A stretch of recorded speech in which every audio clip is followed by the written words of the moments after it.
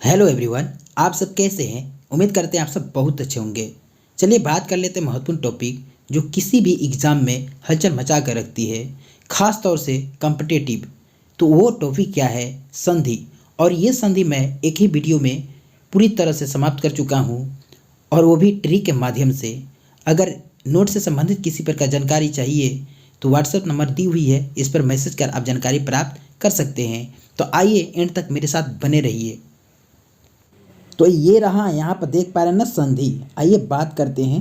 ठीक है, संधि देख रहे हैं, इसका परिभाषा देखते हैं। दो या दो से अधिक वर्णों के मिलने से जो विकार उत्पन्न होता है उसे संधि कहते हैं। ठीक है, जैसे क्या है? विद्याधन आलय विद्यालय, सम जोड़ गम संगम, निह जोड़ तार निस्तार। इस प्रकार से ये क्या हुआ?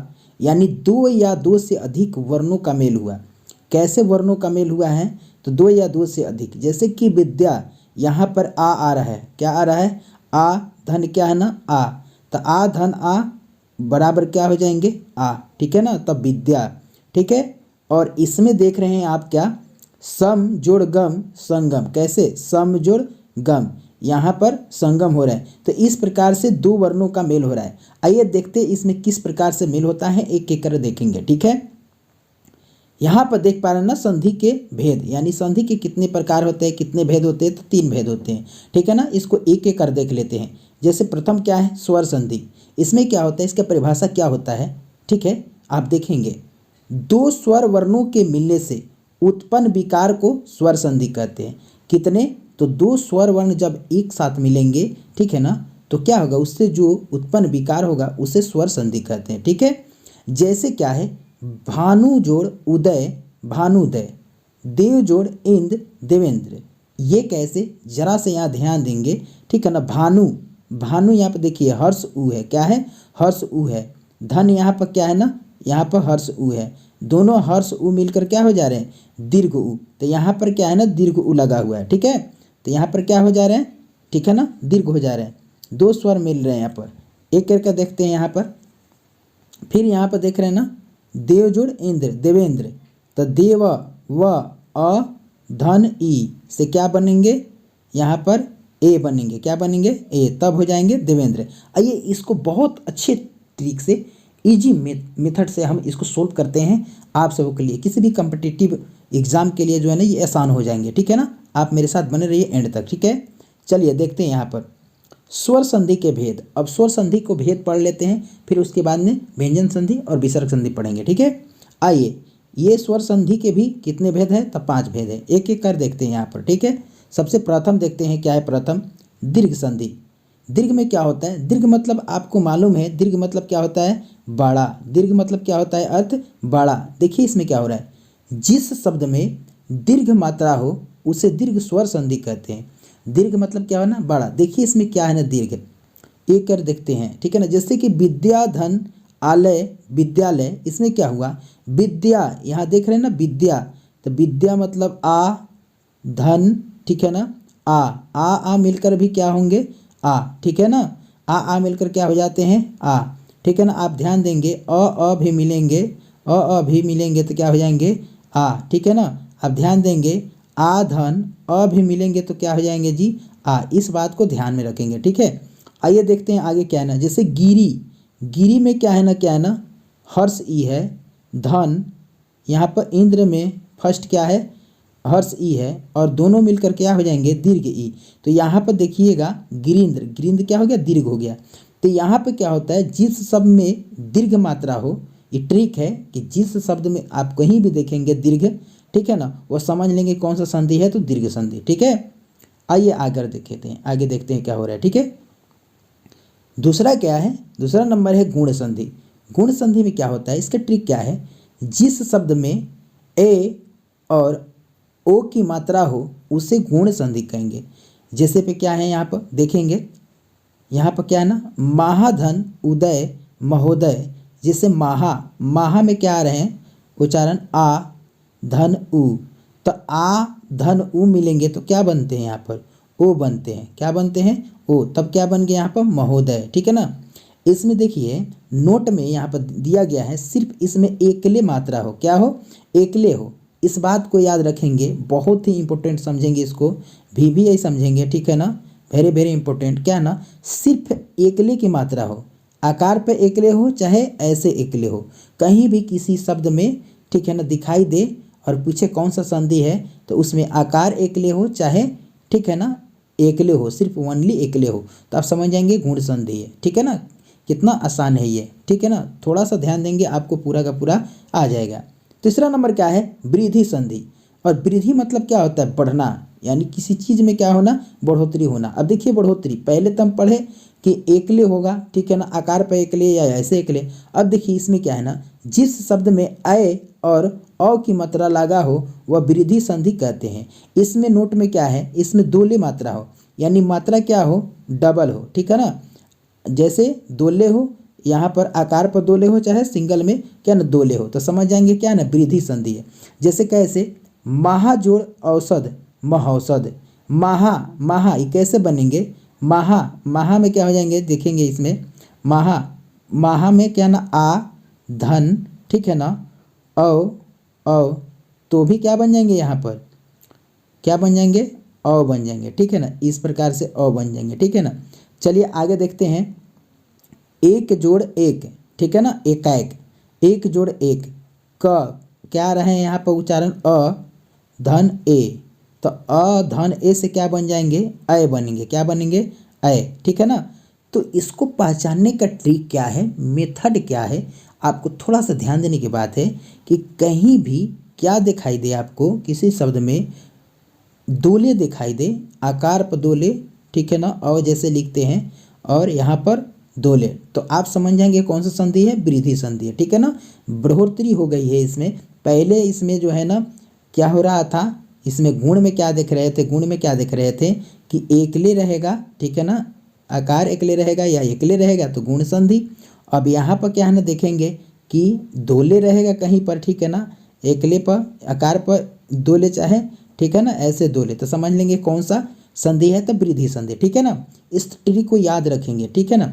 आइए आगे बढ़ते हैं, आगे देखते हैं।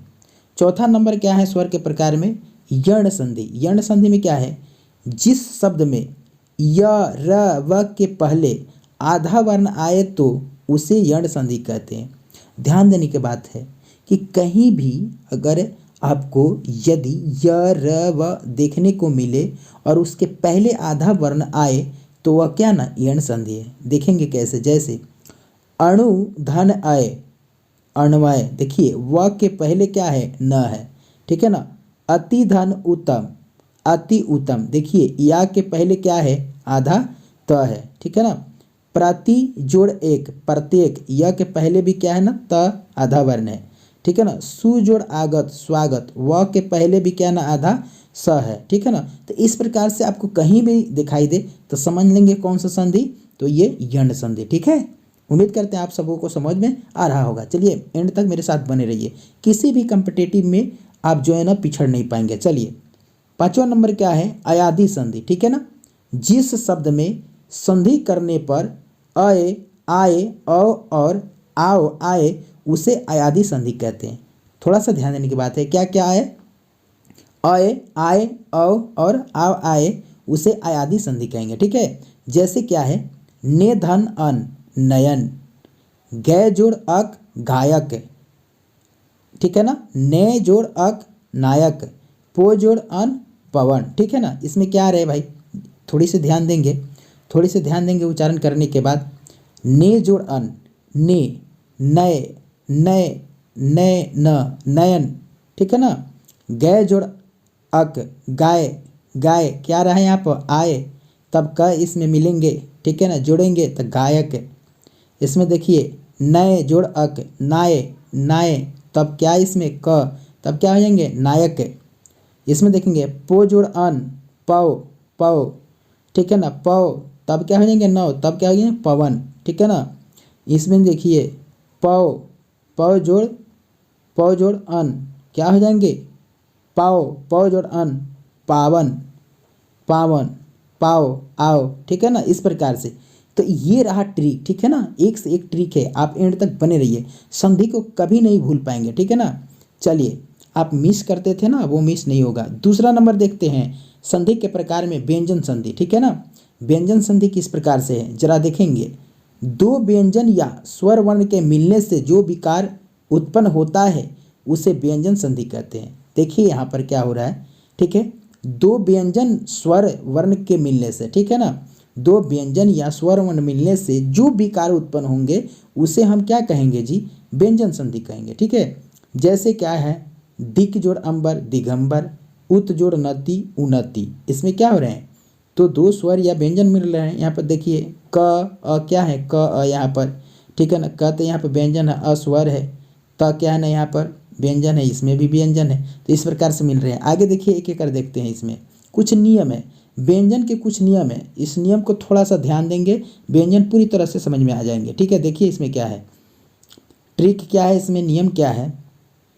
यदि क च ट त प के बाद म या न आए तो वह पांचवा वर्ण में बदल जाता है या पांचवा वर्ण हो जाता है।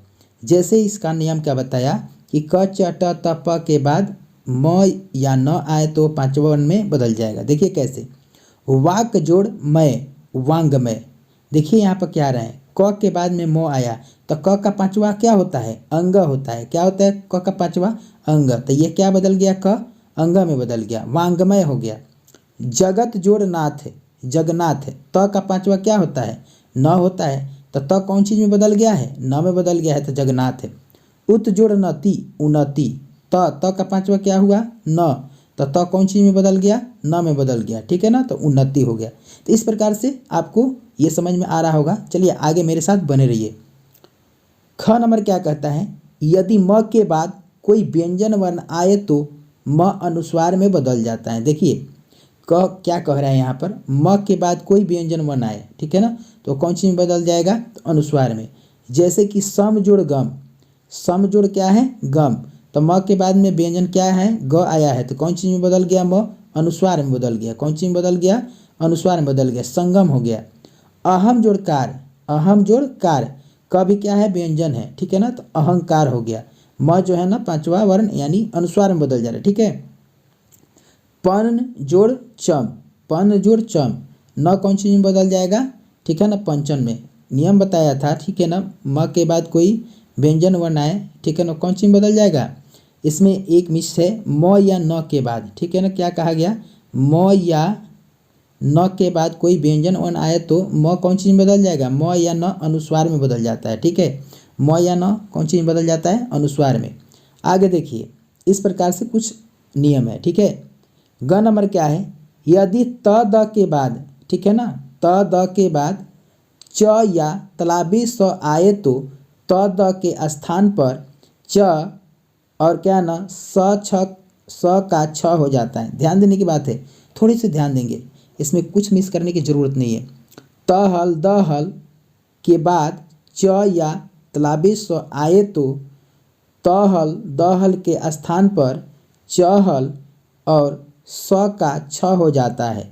जैसे उत जोड़ चारण, यहाँ पर ध्यान देने की बात है, क्या कहा कि उत जोड़ चारण उच्चारण। देखिए त कौन चीज में बदल गया, च में बदल गया, ठीक है ना। उत जोड़ शिष्ट, त कौन चीज में बदल गया, ठीक है ना, यहाँ पर च में बदल गया। तलाबी स यहाँ पर था तो छ में बदल गया। उत क्या बोलेंगे, इसको क्या बोलेंगे, उच्छिष्ट बोलेंगे, ठीक है ना। तो इस प्रकार से ध्यान देने की बात है, कहीं भी दिखाई देगा इस प्रकार से जो है ना शब्द, तो आप समझ लेंगे कौन सा व्यंजन संधि है, ठीक है। आगे देखिए, आगे देखिए क्या होता है, यदि क च ट त प के बाद किसी वर्ग का तीसरा चौथा वर्ण आए, ठीक है ना, या स्वर य र ल व आए तो वह तीसरा वर्ण हो जाता है।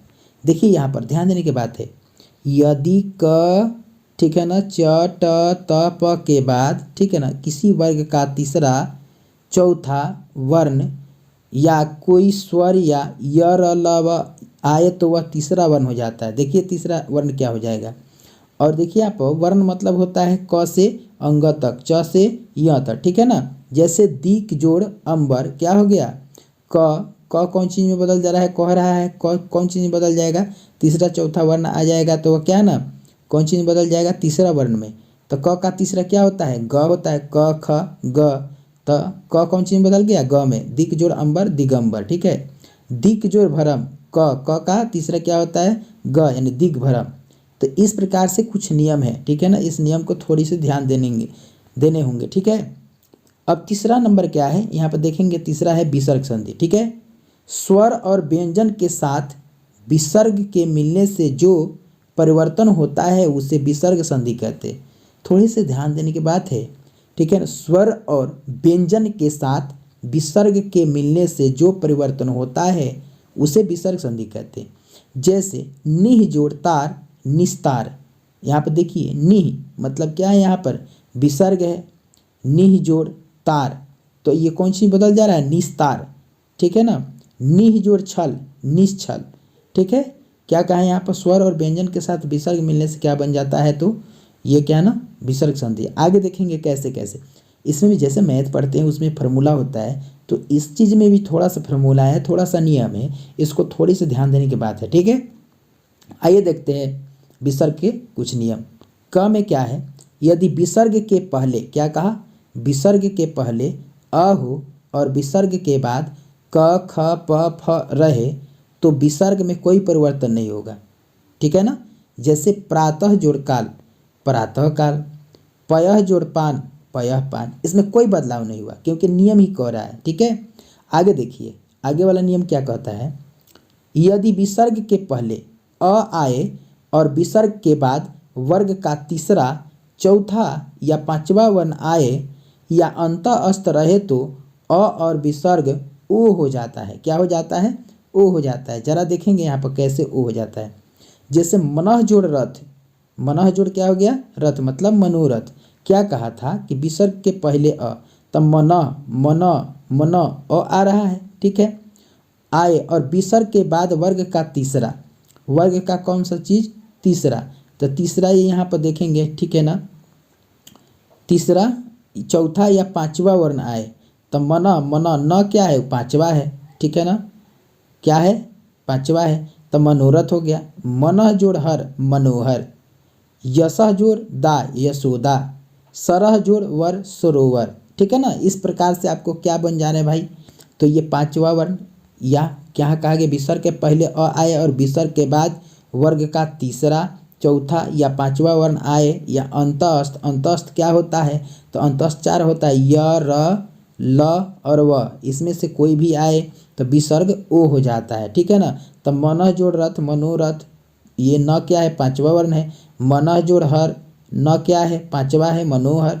यशः, यशः यहाँ पर देखिए स स य र ल व तलाबे स, तो तलाबे स क्या है, पांचवा वर्ण है, तो पांचवा वर्ण ओ हो जाएगा। यशोदा, न सरह सरह, सरह जोड़ वर सरोवर, ठीक है ना, क्योंकि य र ल र यहाँ पर क्या था, देखिए यहाँ पर र अंतःस्थ था, तो इस प्रकार से अंतःस्थ है तो ये कौन सी में बदल जाएगा, ओ में बदल जाएगा, तो सरोवर।